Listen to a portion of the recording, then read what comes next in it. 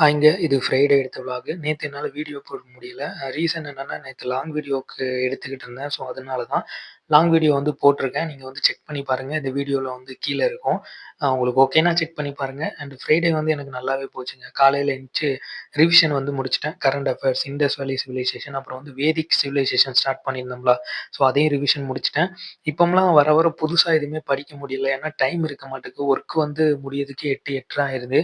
ஏன்னா, இப்போ கொஞ்சம் ஒர்க் அதிகமா இருக்கு. ஏன்னா, எங்களுக்கு ஒரு கிளையண்ட் வந்து சீக்கிரம் அவங்களோட ப்ராஜெக்ட்ட முடிச்சு குடுக்கணும் அப்படின்னு இருக்காங்க. அதனால தான்.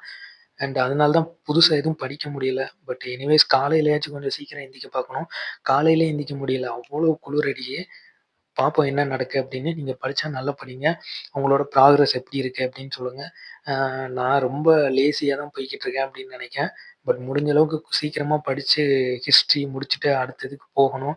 பாலிட்டி, எக்கனாமின்னு எக்கச்சக்கம் இருக்கு. டெய்லி கரண்ட் அஃபேர்ஸ் மறக்காம படிச்சுருவேன். ஸோ, அதில ஒரு சந்தோஷம் இருக்கு.